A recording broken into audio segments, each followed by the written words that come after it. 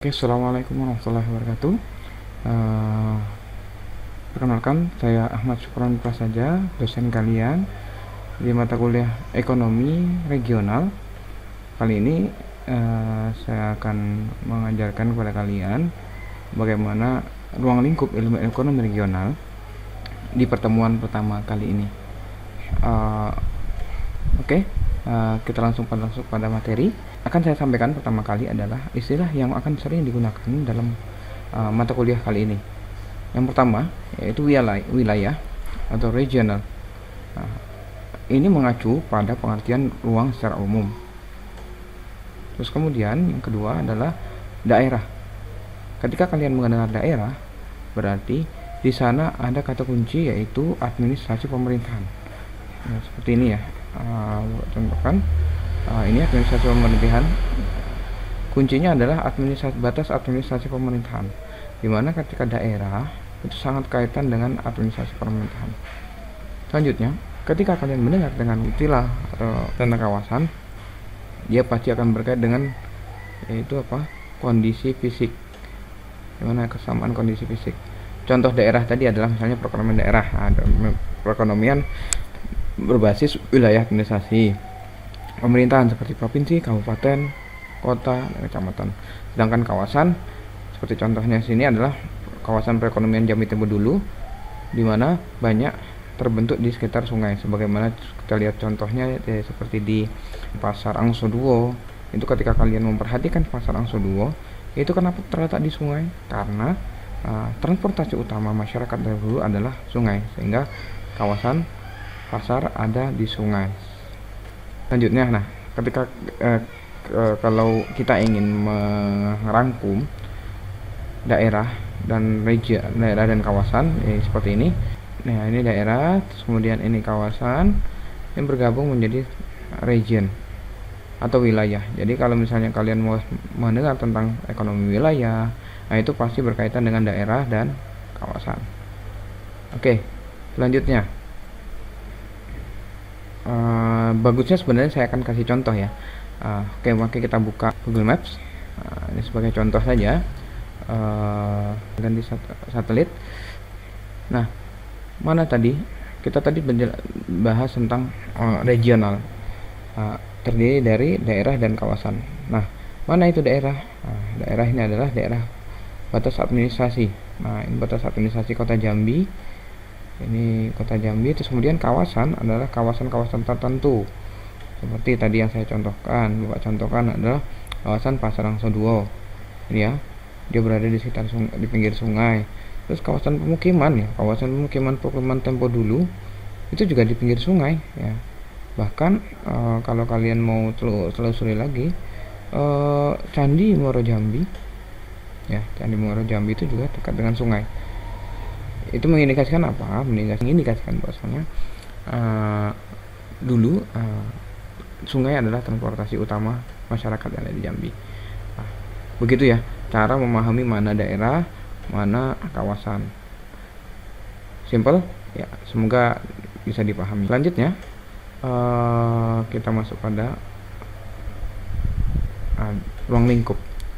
Jadi kalau yang masih bingung tentang apa itu ilmu ekonomi regional atau wilayah, yaitu cabang dari ilmu ekonomi yang di dalam pembahasannya lebih menitik beratkan pada dimensi tata ruang. Nah, ini kunci lagi.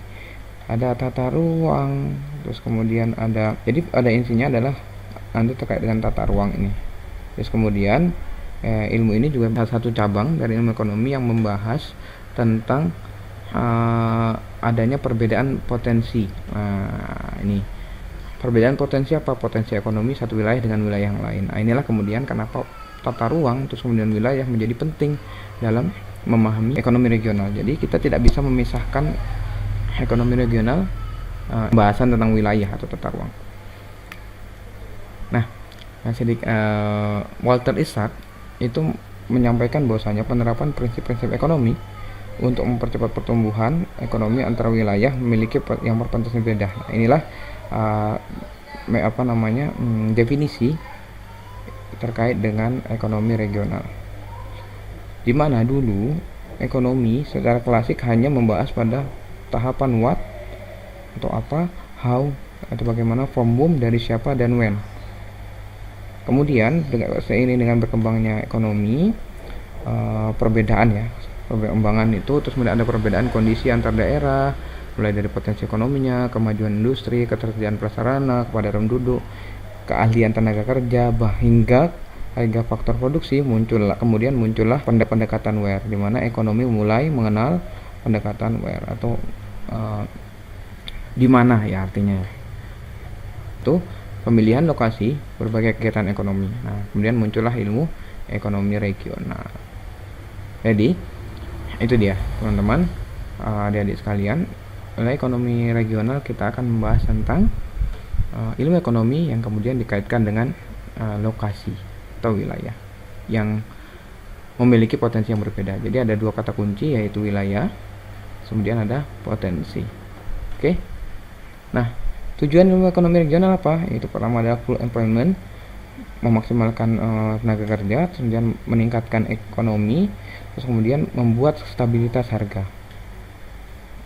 Dengan adanya akan mencapai terjaganya kelestarian dan mudah mencapai swada pangan. Terus kemudian adanya pemerataan pembangunan antar wilayah, terus kemudian penetapan sektor unggulan. Nah, ini penting. Kalau kalian belajar melihat beberapa negara-negara maju sekarang, mereka pasti punya sektor unggulan dan dia saling mendukung satu sektor dengan sektor yang lain ya. Seperti di Cina, semikonduktornya mereka produksi sendiri, terus kemudian ini prosesor produksi sendiri, semua produksi sendiri, sehingga harga yang mereka jual ke kita itu murah, kira-kira begitu ya. Terus kemudian yang terakhir adalah membuat keterkaitan antar sektor. Nah, apa yang saya sampaikan tadi, ketika sudah muncul sektor unggulan, kita akan mudah memberikan untuk pencapaian ekonomi growth, mencapai stabilitas harga, terus kemudian benar-benar employment atau ketenaga kerjaan itu benar-benar terserap dengan baik. Nah, itu dia, kita perlu memahami ilmu ekonomi regional. Selanjutnya saya akan menyampaikan manfaat dari ilmu ekonomi regional yang dibagi menjadi makro dan mikro. Mana mikro, yaitu mempercepat ya, membantu dalam perencanaan wilayah, menghemat waktu, biaya dalam proses menentukan lokasi kegiatan proyek. Nah, ini ya manfaat ilmu ekonomi regional secara mikro. Sedangkan makro bagaimana? Yaitu membuat kebijakan. Kebijakan mempercepat laju pertumbuhan, mana setiap daerah itu atau setiap wilayah itu memiliki perbedaan potensi, keunggulan yang bisa dibandingkan, terus kemudian adanya skala prioritas sehingga potensi bisa ditingkatkan, terus kemudian pendapatan yang berbeda pula, gitu ya, kira-kira seperti itu. Nah, bagaimana kedudukan ekonomi regional dengan ilmu ekonomi yang lain? Nah, ilmu ekonomi regional itu adalah irisan, ini irisan antara ekonomi makro dan ekonomi mikro. Jadi oleh karena itu, kenapa kemudian untuk mempelajari mata kuliah ini, kalian harus memahami dulu ekonomi makro dan ekonomi mikro, sehingga mindset kalian, pemahaman kalian tentang ekonomi akan lebih mudah diaplikasikan pada mata kuliah ini. Oke, sekian. Ada pertanyaan dari teman-teman kalian? Oke, saya akhiri. Jika tidak ada pertanyaan, kita lanjutkan pertemuannya minggu depan. Wabillahi taufiq wal hidayah. Assalamualaikum warahmatullahi wabarakatuh.